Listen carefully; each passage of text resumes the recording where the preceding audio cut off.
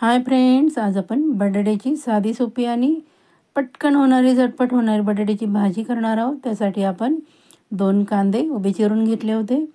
सर्वप्रथम आपण कढईमध्ये तेल टाकलं। तेल तापलं की जिरे मोहरी टाकली आहे आणि जो उभा कांदा आपण चिरून घेतला होता तो टाकला आहे। तो छान असा सोनेरी रंग येईपर्यंत परतून घ्यायचा आहे आणि जे बटाटे घेतले होते आपण त्याची साल काढून छान अशा त्याच्या चिप्स सारखे गोल गोल चकत्या करून घेतल्या आहेत। खूप सुंदर आणि पटकन अगदी झटपट होणारी भाजी आहे आणि चवीला पण खूप सुंदर अशी भन्नाट लागणार आहे।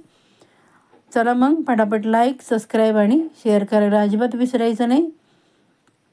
एक टोमॅटो आपण उभा चिरून घेतला होता तो पण त्यामध्ये टाकत आहोत। टोमॅटोने एकदम सुंदर स्वाद लागतो आणि भरपूर अशी कोथिंबीर टाकली आहे। छान असं आपण परतून घेत आहोत।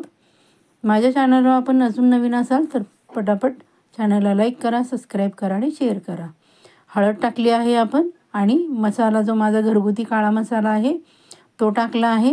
खूप सुंदर अशी भन्नाट चव आणि झटपट होणारी बटाट्याची भाजी, जी की अचानक पाहुणे आले काय करावं सुचत नसेल तेव्हा अशी बटाट्याची भाजी करायची। हे बघा, अशा प्रकारे आपण बटाट्याची चकत्या करून घेतल्या आहेत।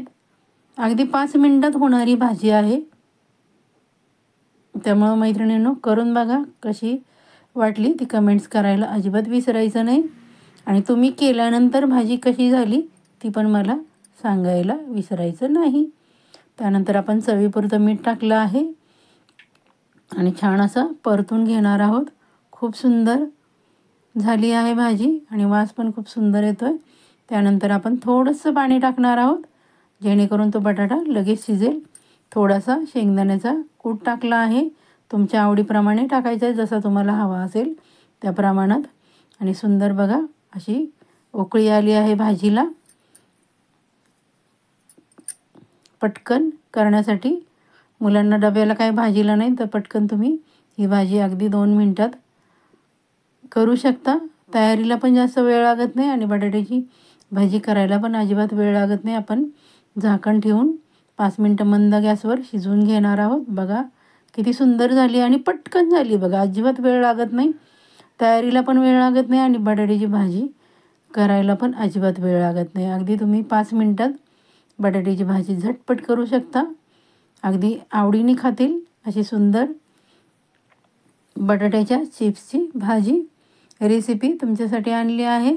मग चला पटापट लाईक करा आणि शेअर करायला अजिबात विसरायचं नाही।